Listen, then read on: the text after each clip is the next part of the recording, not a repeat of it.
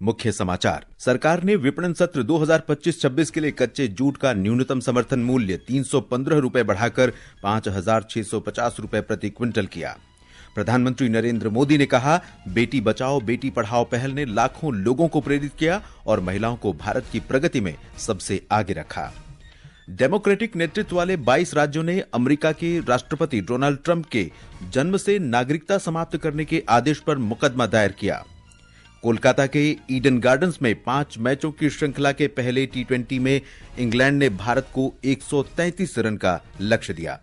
और Indonesia masters badminton tournament में PV Sindhu महिला सिंगल्स के पहले दौर में हारकर बाहर। समाचार संध्या के साथ मैं देवेंद्र त्रिपाठी। सरकार ने विपणन सत्र 2025-26 के लिए कच्चे पटसन का न्यूनतम समर्थन मूल्य बढ़ाने का निर्णय लिया है। केंद्रीय वाणिज्य और उद्योग मंत्री पीयूष गोयल ने आज नई दिल्ली में कैबिनेट फैसलों के बारे में मीडिया को जानकारी देते हुए बताया कि कच्चे पटसन के लिए प्रति क्विंटल 5,650 रुपए का एमएसपी प्रदान किया जाएगा, जो पिछले विपणन सत्र 2024-25 की तुलना में 315 रुपए अधिक है। इस वर्ष 2025-26 के सीजन के लिए रॉ जूट की एमएसपी लगभग 6% बढ़ाई गई है। अब वो 5,650 रुपए प्रति क्विंटल रहेगी, जो लागत मूल्य से लगभग 67% ज्यादा है। इसका लाभ अधिकांश पश्चिम बंगाल के हमारे किसान, वहाँ की हमारी जूट मिल में काम करने वाले कामगार, उन सभी के लिए ये बहुत अहम और लाभदायक निर्णय रहेगा।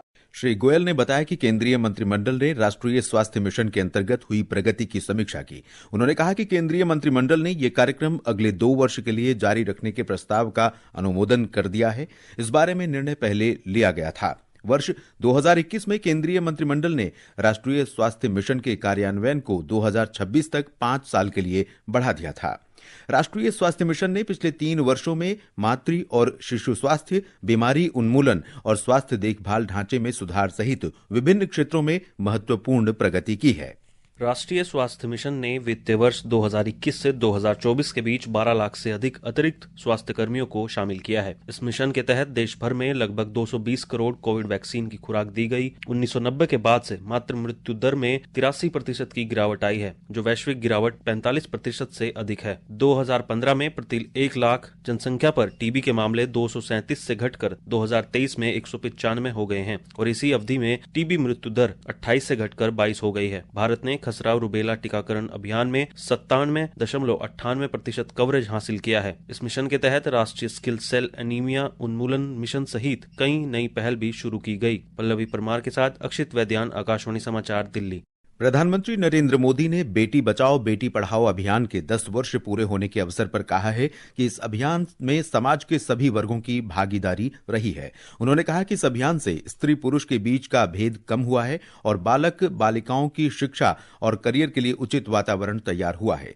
प्रधानमंत्री ने यह भी कहा कि इस अभियान से उन जिलों में भी लड़के लड़कियों के अनुपात में सुधार हुआ है जहां पारंपरिक रूप से इसमें काफी अंतर होता था। हरियाणा की महिला एवं बाल विकास मंत्री श्रुति चौधरी ने कहा है कि बेटी बचाओ बेटी पढ़ाओ कार्यक्रम राज्य में मील का पत्थर साबित हुआ है। इस योजना ने प्रदेश में बेटियों के प्रति सकारात्मक सोच पैदा की है और उन्हें हर क्षेत्र में आगे बढ़ने के लिए प्रोत्साहित किया है। आज हरियाणा की बेटियां हर क्षेत्र में आगे बढ़ रही हैं और अपनी मेहनत तथा बुद्धिमत्ता से इतिहास रच रही हैं। आकाशवाणी का समाचार सेवा प्रभाग आज अपने साप्ताहिक कार्यक्रम चर्चा का विषय है में बेटी बचाओ बेटी पढ़ाओ अभियान के 10 वर्ष पूरे होने पर चर्चा प्रसारित करेगा। इसे रात 9:30 बजे से आकाशवाणी गोल्ड चैनल और अतिरिक्त मीटरों पर सुना जा सकेगा। ये समाचार हमारी वेबसाइट newsonair.gov.in और हमारे न्यूज ऑन एआईआर ऐप पर भी उपलब्ध हैं। समाचार संध्या में आपका फिर स्वागत है। दिल्ली विधानसभा की 70 सीटों के लिए प्रचार जोरों पर है। भारतीय जनता पार्टी, आम आदमी पार्टी और कांग्रेस के प्रमुख नेता अपने उम्मीदवारों के पक्ष में प्रचार कर रहे हैं। भाजपा के वरिष्ठ नेता और प्रधानमंत्री नरेंद्र मोदी ने आज भाजपा के युवा कार्यकर्ताओं से मिलकर 5 फरवरी को होने वाले चुनावों के लिए उन्हें प्रेरित किया। आम आदमी पार्टी के संयोजक अरविंद केजरीवाल ने आज कई रैलियां की। पंजाब के मुख्यमंत्री भगवंत मान ने भी रोड शो किए। त्रिलोकपुरी इलाके में एक रैली को संबोधित करते हुए अरविंद केजरीवाल ने आरोप लगाया कि अगर भाजपा सत्ता में आई तो वह लोगों को पानी और बिजली पर दी गई सब्सिडी रोक देगी। उन्होंने भाजपा पर जेजे कॉलोनियों में रहने वाले लोगों के विरुद्ध साजिश रचने का भी आरोप लगाया। नरेला क्षेत्र में एक रोड शो में भगवंत मान ने दावा किया कि दिल्ली के लोगों ने आम आदमी पार्टी को फिर से सत्ता में लाने का मन बना लिया है। वहीं भाजपा ने आप पर महिला विरोधी होने का आरोप लगाया। भारतीय जनता पार्टी के वरिष्ठ नेता अनुराग सिंह ठाकुर ने दावा किया कि अगर उनकी पार्टी सत्ता में आई तो वो दिल्ली के लिए ईमानदार और सक्षम नेतृत्व देगी। कांग्रेस ने भी आम आदमी पार्टी पर निशाना साधा। पार्टी के वरिष्ठ नेता अजय माकन ने आम आदमी पार्टी पर दिल्ली विधानसभा में कैग रिपोर्ट को रद्द करने का आरोप लगाया। भारतीय जनता पार्टी के वरिष्ठ नेता और प्रधानमंत्री नरेंद्र मोदी ने आम आदमी पार्टी की कड़ी आलोचना करते हुए आरोप लगाया है कि वो दिल्ली विधानसभा चुनाव में अपनी हार देखकर हर रोज नई घोषणाएं कर रही है। श्री मोदी ने सत्ताधारी पार्टी पर आरोप लगाया कि वो राष्ट्रीय राजधानी में लोगों के लिए पानी जैसी बुनियादी जरूरतें पूरी करने में विफल रही है। आम आदमी पार्टी पर कटाक्ष करते हुए श्री मोदी ने कहा कि दिल्ली में शराब उपलब्ध है लेकिन पानी नहीं। दूसरी ओर टैंकर माफिया फल फूल रहे हैं। श्री मोदी ने ये बात मेरा बूथ सबसे मजबूत कार्यक्रम के अंतर्गत नमो ऐप के जरिए भारतीय जनता पार्टी के बूथ स्तरीय कार्यकर्ताओं के साथ बातचीत के दौरान कही। महाराष्ट्र के जलगांव जिले में पचोरा स्टेशन के पास आज शाम कर्नाटक एक्सप्रेस की चपेट में आने से पुष्पक एक्सप्रेस के 11 यात्रियों की मौत हो गई, जबकि 14 घायल हो गए हैं। जलगांव के एसपी डॉक्टर महेश्वर रेड्डी के मुताबिक घायल यात्रियों में से किसी की भी हालत फिलहाल गंभीर नहीं है। एक ट्वीट में महाराष्ट्र के मुख्यमंत्री देवेंद्र फडणवीस ने दुर्घटना पर शोक व्यक्त किया है और शोक संतप्त परिवारों को 5 लाख रुपए की आर्थिक सहायता की घोषणा की है। मध्य रेलवे के मुख्य पीआरओ स्वप्निल नीला के अनुसार अलार्म चेन पुलिंग की घटना के बाद कुछ यात्रियों के ट्रेन से उतरने के बाद ये दुर्घटना हुई। उपराष्ट्रपति द्रौपदी मुर्मू और केंद्रीय गृह मंत्री अमित शाह ने महाराष्ट्र के जलगांव में रेलवे ट्रैक दुर्घटना में यात्रियों की मौत पर शोक व्यक्त किया है। रक्षा मंत्री राजनाथ सिंह ने कहा है कि 2047 तक देश को विकासशील से विकसित राष्ट्र बनाने में युवा अहम भूमिका निभाएंगे। वे आज केरल के अलपुझा जिले के मावेलिक्कारा में विद्याधिराज विद्यापीठ सैनिक स्कूल के उद्घाटन अवसर पर आयोजित एक समारोह को संबोधित कर रहे थे। उन्होंने कहा कि देश हर क्षेत्र में आत्मनिर्भरता की राह पर तेजी से आगे बढ़ रहा है। भारत मोबिलिटी ग्लोबल एक्सपो 2025 में असाधारण भागीदारी देखी गई है। इस प्रदर्शनी में 5 दिनों में 8 लाख से अधिक आगंतुकों और 1500 से अधिक प्रदर्शक शामिल हुए। ऑटोमोटिव और मोबिलिटी सेक्टर में अत्याधुनिक नवाचार प्रदर्शित करने वाले 6 दिवसीय एक्सपो का आज नई दिल्ली के भारत मंडपम में समापन हुआ। आकाशवाणी समाचार से विशेष बातचीत में वाणिज्य और उद्योग मंत्रालय के अपर सचिव राजेश अग्रवाल ने बताया कि संस्करण में आने वालों की संख्या में 6 गुना की वृद्धि हुई है। The overall participation of exhibitors has doubled. This area has also doubled, and visitors' participation has gone more than 6 times. Akashvani समाचार से बातचीत में आगंतुकों ने प्रदर्शनी, प्रबंधन और कारों के बारे में अपने अनुभव साझा किए। मेरा नाम आमिर है और मैं ऑटो एक्सपीरियंस करने के लिए आया था इस चीज़ को, और जो मेरा शौक है इस चीज़ को देखने का, मेरी पसंदीदा गाड़ियाँ जो भी अलग अलग ब्रांड्स और सारी चीज़ें रही, तो मैं उसे कवर करने के लिए आया और मैंने बहुत चीज़ सीखा और समझा और एक्सपीरियंस मुझे काफ़ी अच्छा लगा। गणतंत्र दिवस परेड की तैयारियां जोरों पर हैं। कर्तव्य पथ पर कल फुल ड्रेस रिहर्सल होगी। परेड रिहर्सल सुबह 10:30 बजे विजय चौक से शुरू होकर लाल किले तक जाएगी। दिल्ली पुलिस के अनुसार परेड विजय चौक से शुरू होगी और कर्तव्य पथ सी हेक्सागन, नेताजी सुभाष चंद्र बोस प्रतिमा, तिलक मार्ग, बहादुर शाह जफर मार्ग और नेताजी सुभाष मार्ग से होते हुए लाल किले तक जाएगी। दिल्ली पुलिस के अनुसार रिहर्सल के दौरान दिल्ली मेट्रो रेल सेवाएं यात्रियों के लिए उपलब्ध रहेंगी और सभी स्टेशन जनता के लिए खुले रहेंगे। जम्मू कश्मीर में राजौरी जिले के बढ़ाल गांव में एक रहस्यमयी बीमारी के 3 और मामले सामने आए हैं। प्रभावित मरीजों को बेहतर उपचार के लिए स्थानांतरित किया जा रहा है। आकाशवाणी जम्मू संवाददाता ने बताया है कि कल एक 25 वर्षीय युवक में इस रहस्यमय बीमारी के कुछ लक्षण पाए गए, जिसे बाद में जीएमसी जम्मू ले जाया गया, जहां से उसे पीजीआई चंडीगढ़ स्थानांतरित किया गया।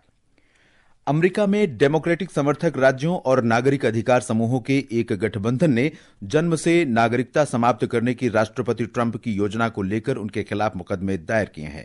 ये मुकदमे कोलंबिया जिले और सैन फ्रांसिस्को शहर के साथ साथ 22 डेमोक्रेटिक नेतृत्व वाले राज्यों ने बोस्टन और सिएटल की संघीय अदालतों में दायर किए हैं। ये समाचार आकाशवाणी से प्रसारित किए जा रहे हैं। ये आकाशवाणी है और अब खबरें महाकुंभ से।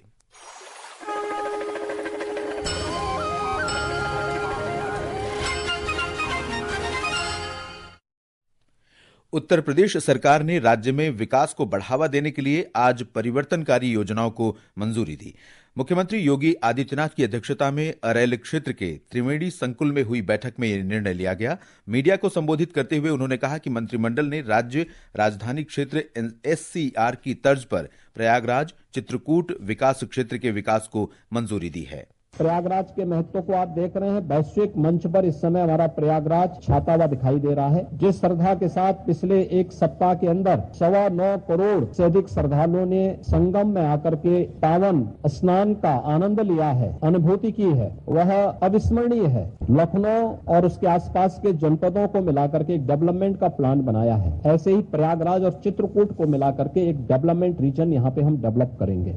महाकुंभ मेला क्षेत्र में हुई मंत्रिमंडल की बैठक में मंत्रिमंडल ने हाथरस, बागपत और कासगंज जिलों में पब्लिक प्राइवेट पार्टनरशिप यानी PPP मॉडल के तहत मेडिकल कॉलेज चलाने के लिए बोलीदाता के चयन के प्रस्ताव को भी अपनी मंजूरी दे दी है। एक रिपोर्ट। मंत्रिमंडल की बैठक के दौरान प्रयागराज से अन्य क्षेत्रों तक संपर्क बढ़ाने के उद्देश्य से प्रमुख परियोजनाओं को भी मंजूरी दी गई। इसमें प्रयागराज से मिर्जापुर, भदोही, वाराणसी, चंदौली और गाजीपुर तक गंगा एक्सप्रेसवे का विस्तार शामिल है। यह विस्तारित मार्ग पूर्वांचल एक्सप्रेसवे से जुड़ेगा, जिससे क्षेत्रीय संपर्क बढ़ेगा। इसके अलावा वाराणसी, चंदौली और सोनभद्र जिलों को जोड़ने के लिए एक नया लिंक एक्सप्रेसवे विकसित किया जाएगा। मुख्यमंत्री ने यमुना नदी पर सिग्नेचर ब्रिज के समानांतर एक नया 6 लेन का बनाने के प्रस्ताव को मंजूरी देने की घोषणा की। इसके अलावा प्रयागराज, वाराणसी, मिर्जापुर, जौनपुर और गोरखपुर के बीच संपर्क बढ़ाने के लिए सलोरी, हेत्तापट्टी और झूसी को जोड़ने के लिए 4 लेन वाले पुल को मंजूरी दी गई। मंत्रिमंडल की बैठक के बाद योगी आदित्यनाथ अपने मंत्रिपरिषद के सदस्यों के साथ त्रिवेणी संगम गए और पवित्र स्नान किया। आनंद कुमार, आकाशवाणी समाचार, प्रयागराज।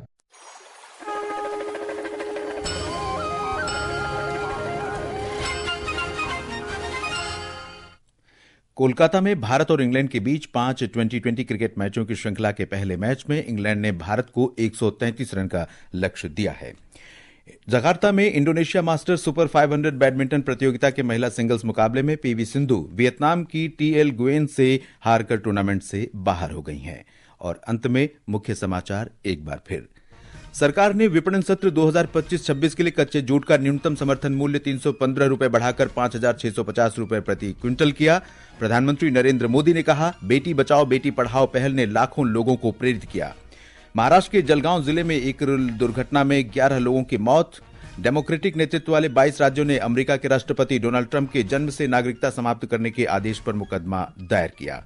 और इसके साथ ही समाचार संध्या का ये अंक समाप्त हुआ। नमस्कार।